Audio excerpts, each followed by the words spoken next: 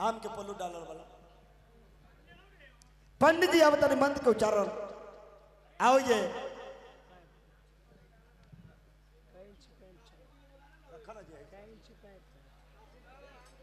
हजामिन है ये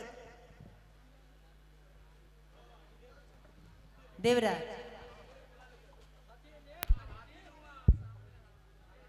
पंडित जी सब सामान है ना? हाँ सब सामान है। हाँ तो देख लू बाद में ही ना कहम जे ई चाहिए तो ऊ चाहिए तो ऊ चाहिए।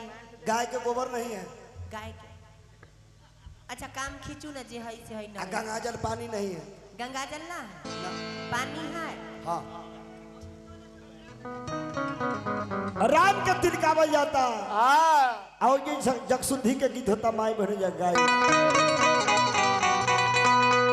की काए मादानी नचाओ काए मादा धूप है आहे काए माना गाय के धुआ से जागा हो ना सुदाए मंगला भगवान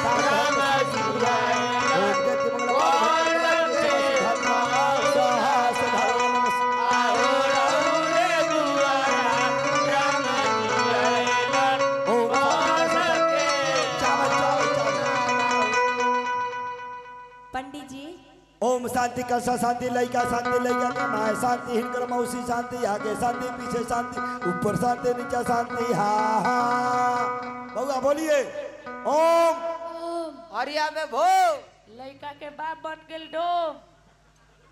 रामचंद्र बाबू के तरफ से तिलक में बहुत रुपया का दान दिले बानी।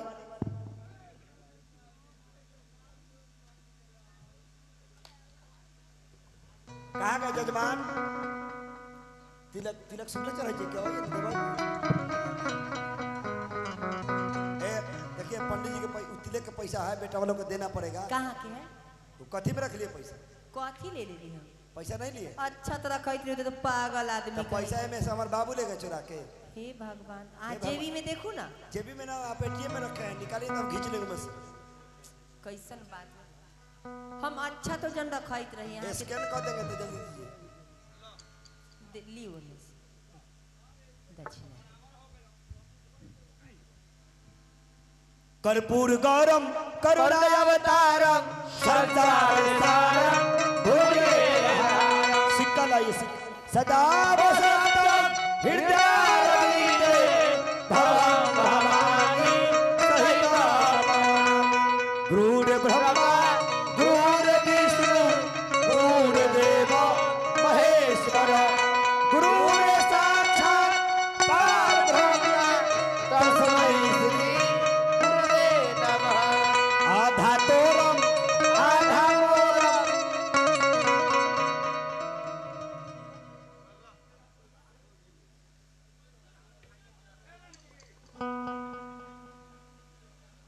हल्दी।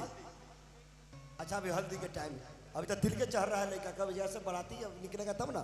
अब ये बिमला शहर में बिमला शहर के नारी लोग गोपाल गाड़ी कैसे गावता लोग। पंडित जी कुछ कमी ना है पूरा भरपूर है सब चीज मिल गई ना। 20,000 रुपया है फिर 5 सोना के सिक्का है। क्या चाहिए आपको बोलिए ना। एगो बात पूछू अहाँ से। हमरा से? हाँ पूछो पूछो। देखो देवराज कि पंडित जी गाड़ी नहीं दै छी एकटा बात पूछै। गाड़ी ना दै छी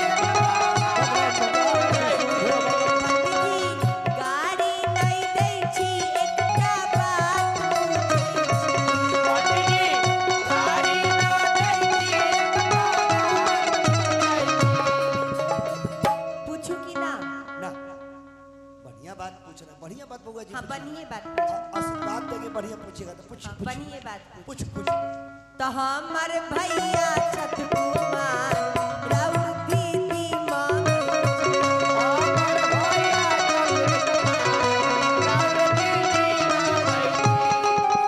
ये अच्छा बात। देख लीजिए, आप जो उल्टा पलटी गाड़ी देते हैं, इतना मुंह सुंदर हो तो हो, अब मुंह में से कितना बढ़िया बढ़िया रामायण के बात निकला, पूछे के चाहिए। अच्छा बैठो ना, अब ना कहो, बैठो बैठो। ब्राह्मण- कि पंडित जी गाड़ी नहीं दै छी एकटा बात पूछै पंडित जी गाड़ी ना दै छी एकटा बात पूछै पंडित जी गाड़ी नहीं दै छी एकटा बात पूछै पंडित जी गाड़ी ना दै छी एकटा बात पूछै पूछिए हां पूछी ना। तो हमर पापा छतकुमार राउर मम्मी मांगे जब फट मारेगा लगे मिजाज हरियर कर चिरे तो अरे बैठाओ ना भैया, बेटा कर क्या बैठा बैठू ना पंडित जी, बैठे, बात मेरे बात मत बोली बैठू बैठ। हे भगवान बैठू ना, बैठ चुप ए बैठू ए अरे हेलो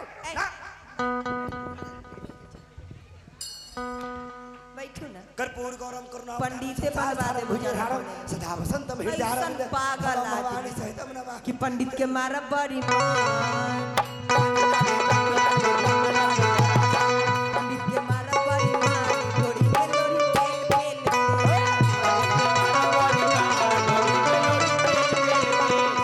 पंडित के मारा बड़ी मान लोरी के लोरी पेल पेल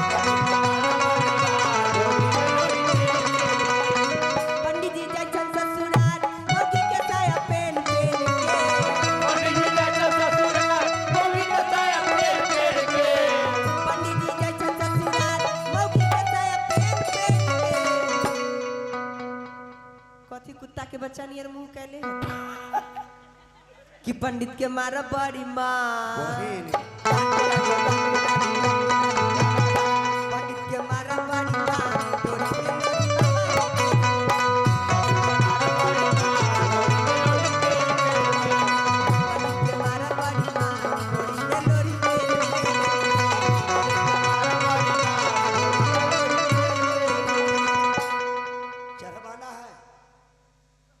चरवाना है तिलक चरवाना तो चरवाइए एंड है तो आप अपना घर अच्छा हम गीत गाने आए हैं, हाँ।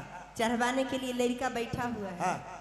आप चढ़वा दीजिए। हमरा क्या जरूरत है गाड़ी सुनना तो आप बहन के लड़का खोजने आए हैं आए? ओ भाई कहने के लिए चतुर्वेदी बाबू अपने दोसर पंडित जी उपाय कलू हमरा सही से बात न हो हां चल, चल। के फट मारम के मिजाज हट अरे बाबा हो बाबा बैठ बाबा के इनु चचू बाबा के बैठो बाबा बैठू ना बैठाइया ना बैठो रहुआ ना। बैठ ए, उन्हें ना अस्थिर अस्थिर से बैठा हुआ अस्थिर से आदमी हट, हट, हट, भगा के हम अरे बैठे बैठ ना दुलार से कहै छी जे बैठा बाबा हो मंगलम भगवान विष्णु गुरुध्वजा मंगलम पगली हो बाबा पगली दिखावे नया में नायका में नायका और में इस दिल में क्या रखा है तेरा ही ना पतिया नतिया पटनावा आहा। कि पंडित जी के मौगी चढ़े खजूर नीचे से लइका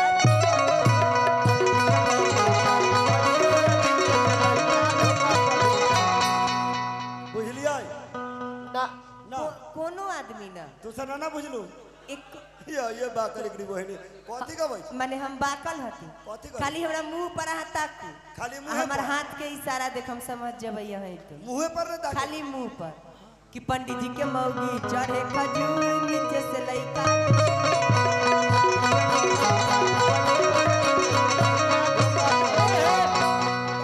देख लीजिए चतुर्वेदी बाबू अगर इसको बुलाइएगा तो हमको नहीं बुलाइएगा समझे कि नहीं हमको बोलाइए का बात छोड़ो ना हम धीरे धीरे जजमान के हम छोड़ उड़ान देंगे। करने जा रहे हैं हो बाबा छोड़ देंगे कथी बोल रहे कथी बोले बोले लायक छोड़ लगी हमरा कथी बोले बताओ हम बोले तो हमारे लोग मुंह फुला देगा, तो जनी जाते इसको माफ कर देगा। ये सब बात गंदा बात नहीं बोलिए। अच्छा हैं? इनका माय बहन के गाड़ी देवे के ना लिए? माँ बहन के गाड़ी नहीं दी। अच्छा पंडित जी एगो बात सुनो तो। बोल। लोग बियाह में न गाड़ी देता है, हाँ। तहाँ के श्राद्ध में गाड़ी देता है। बाप रे, ये हार्ट अटैक कर मार की ढुकाने की भार घर दे और भतार से ठट्ठा। माने अब माने रउरा हमर भतार हती है। हमरा तनका कौन अपन जरूरी मुंह ना देख लिया, देखियो तो जैसे हमरा कौन जरूरी है? की? जैसे हमर गोर है वैसे अहाँ के मुंह है, देखो ना मिला के। हमरो को रोई सर मुंह हाउ देख एकदम मिला के देख हटू मिला के एकदम देख मिला के देखो। हाउ देखो ना ऐसा मुंह हाउ देखो ना ऐसा मुंह है ता तका देली दूर देख लिया ओ दिन अहाँ के मौगियो के मुंह। अरे के रे बाप रे बाप। ई बाबा हजामिन ह। ई हजामिन ह हजामिन। हजी हजामिन के अचार में बैठ बैठ हजामिन के गाड़ी हम हजामिन ना हती भाई। बाबा जी। ना बाबा झूठ बोले छो, ई हजामिन ह। आई के कुम्हाइन है। कैसन बर्तन लेके रखई हजामिन बैठो बैठो काला बैठुआ बैठ कि एक पैसा से हजामा हो तो न जाता एक पैसा से हजामा हो तो न जाता रे मर की ढुकाना कर लुठबा कोयला के खान तोरा कहै छ हमरा तरी कहै छ या तोरा कह रे एला मारे मार हजाम तू हती कि हम हती? हम हजामी हती कि हजाम हती? मर की ढुकाने आगे हम तोहर भतार आ तू हमर मौगी, हमरा कले तो चाहे तोरा कले। तोरा माने महता जी हमरा कहैया हां हमरा कहैया। ना तो तोरा बाप के कहे अच्छा कह दियो कह दियो। अच्छा एगो बात बताइए, ई जे पति पत्नी अभी उठलै है बुझाइ छ कि तोरा दूल्हा कनिया बुझाइ के दादी या पोता खड़ा भेलै जा अरे, दादी पोता तोरो तकदीर अथिए से घसायल हो जा। प्यार में उ सब चीज ना देखल जाय छै। तो प्यार में कुत्ते से बियाह कर ला प्यार प्यार गला न कह लेते ना करे कहिए वाला ना। लोग कहिए ले छै। कल कहिए ले छै। कर ला प्यार का मतलब कि कोई से बियाह कर की त चलनी दूसरन सूप के जिनका अपने 72 गो छेद छे बाप रे बे। तर कहीं को देखा छिए आ न होतै त लगे में त हई राजा पाक जी, जा जी। के तन कहीं कर मौगी के एक दिन देखबै। हां बाप रे बाप बुझाइ छै जे तारकासुर के मौसी। अच्छा एगो बात बताओ, हमर मौगी करिए हां गोरकी के तोरा रे लेके करियो आदमी तोरा सुंदर ना होय। तोरा लेके चाचा करियो तोरा आदमी- कुछ काम नहीं चला करियो आदमी तू हमरा को दिन काम करियो चला। आदमी सुंदर होय छै लेकिन तनका मुंहों के कटिंग अच्छा जैसन है वैसन हमर मौगी है की बाप रे बाप मुंह के कटिंग ना तोहर मुंह लेके हम चटै छी बाप रे बा इनकर मुंह ना देखो काला चट दे हैं? दूर रे दुर्र करै छै कि कैसन पागल पंडित के कि एक पैसा से हजामा हो तो न जाता एक पैसा से हजामा हो तो न जाता तेरा हजामिया के बहरा तेरा हजामिया के बहरा खिस्ती कैसन बुझल लंगड़ा देबो लंगड़ा छछड़िया कटवा देबै तोरा हां ओ बात भिट्ठा पर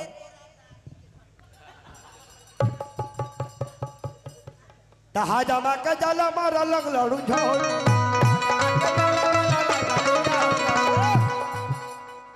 तो भागैया लाउता है दादी लाठी लाउता लाउ ना ओहे लठियावा से एकरा पटहे उड़ा देबे कि हजामा के जाला मंगलम भगवान विष्णु ध्वजा मंगलम पुण्डिकाक्षी मंगलाय तो मलकिनी पर दिया वो पर दिया ऊपर रखियो जे कहैत रही से तनका कहू ना ओकरा हटाओ ना लग अच्छा कहू अलग रख दे छी प्यारे लाल लक्ष्मीकांत के हटाओ ना ओने से। हां बोलू हैं? बोलू कथी कहैत रही कि हजमला हजमिनिया खिचड़ी पकल मंगलम भगवान विष्णु सोटा हटंतम धीरे से गिरंतम हा हा कि हजमला हजमिनिया खिचड़ी पकल आ सब खिचड़ी खा गल जा जमान हजमिनिया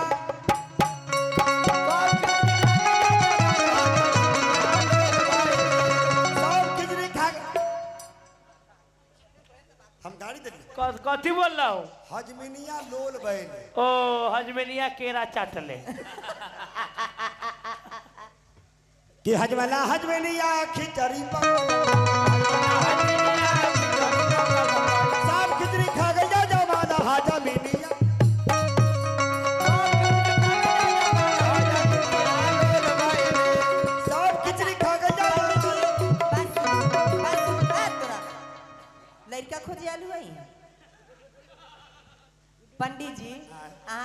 छी जे हजमिनिया चाट ना, लोग गए आ कहीं हजमिनिया काट लेलकै तब त हम मौगा छक्का हो जाए।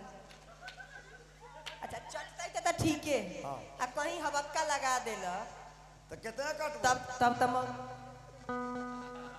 बताऊ त अच्छा काटबो करो तो कितना? आए इहो बात त ठीक है ना कितना काटबो? त मौगी दूसरे लगन जाए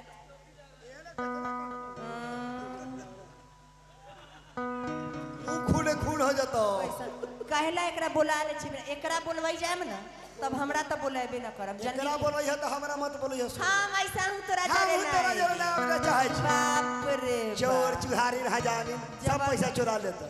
जबरदस्ती सकार परसों वाला पूजा में कल 4 गो खीरा चुरा ले 4 गो खीरा।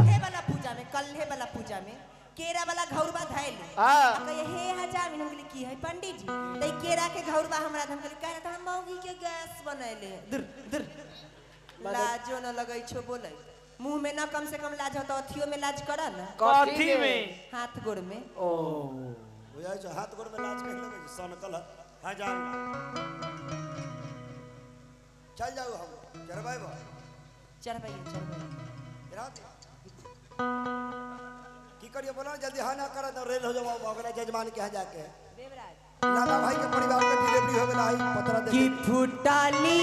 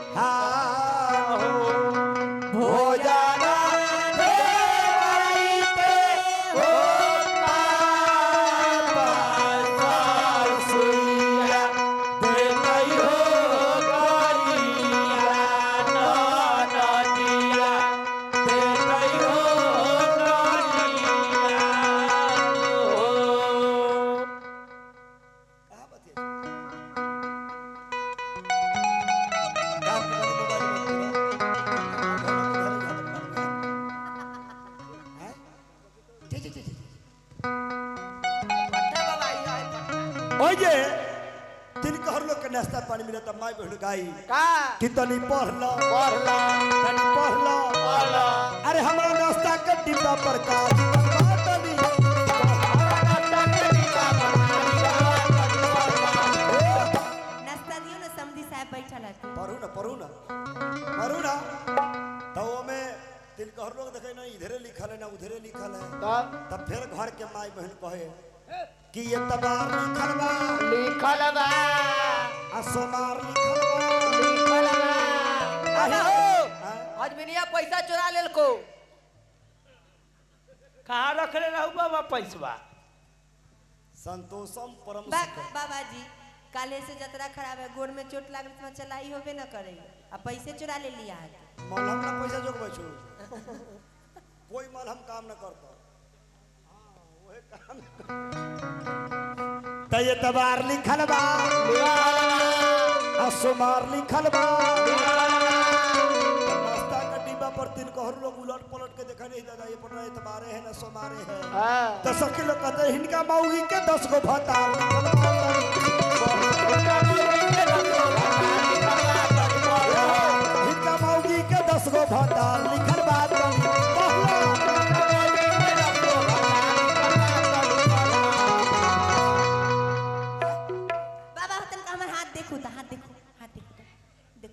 देखियो तो हमरा किस्मत में कथी कथी लिखल है तोरा किस्मत में एगो बउआ होय वाला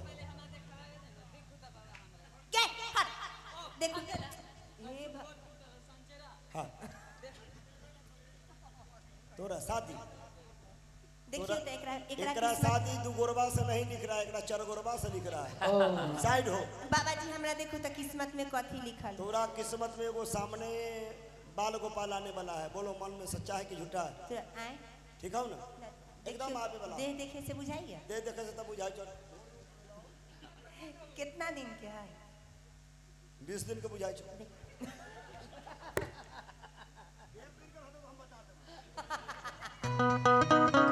स्प्रेस हमको है।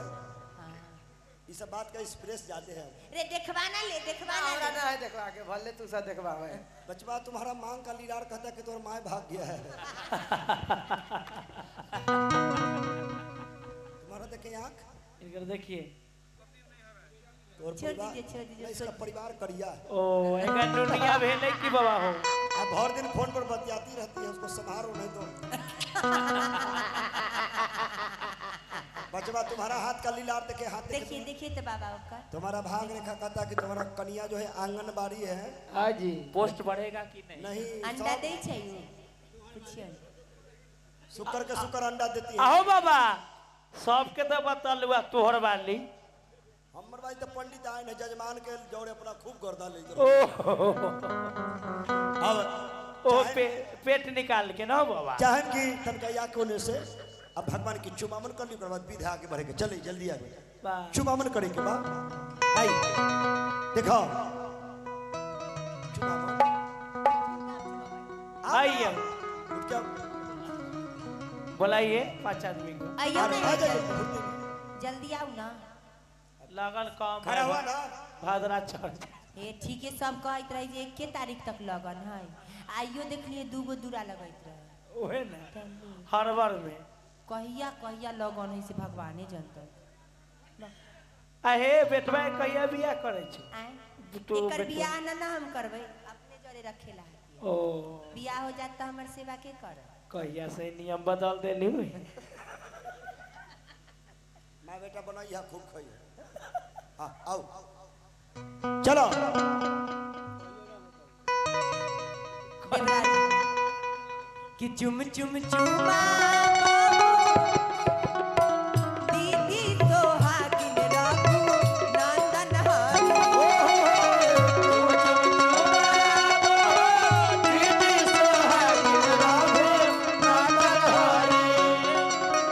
चुम चुम चुमा बहू दीदी सोहागिन राखू नंदन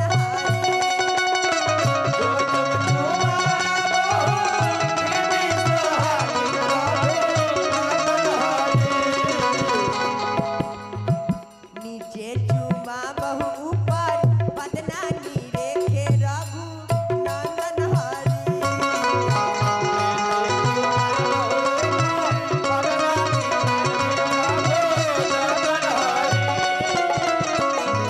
चुमा बहु ऊपर बदना नीरे के रघु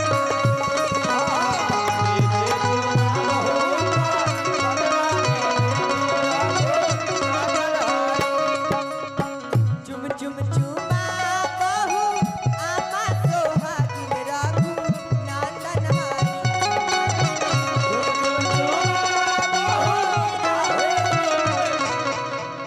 आहे लड़का के माय हथी आ हमरा देबे न कर तब? पंडित जी ओने से टुक टुक तकै छी बताइए संतोषम परम आ सुखम खाली कुम्हाइन के देख भागल जा छिए तो दुनो झगड़ा कले कुम्हाइन हाजामिन ना हम सपना में झगड़ा न कैली हाँ तो ले ला तू ले ला खाली पंडित जी के अथी कि चुम चुम चुमा बाहू चाची सोहागिन राघु नंदन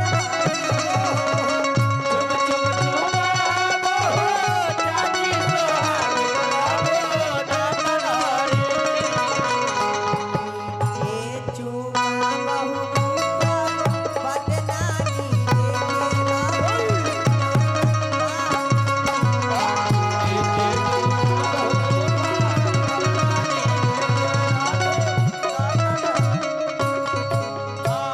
भगवान नाम के चुमावन हो गए चारों भैया के हाँ सुबह बोलू आमा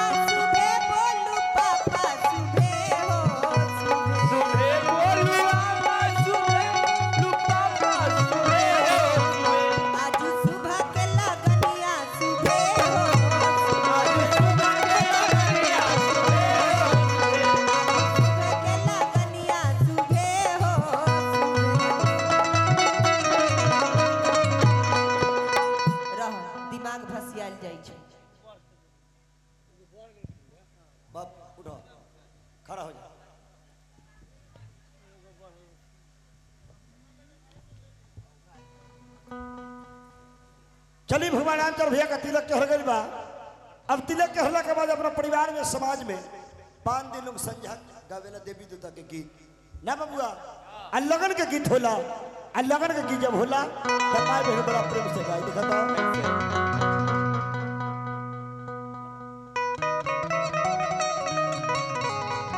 ना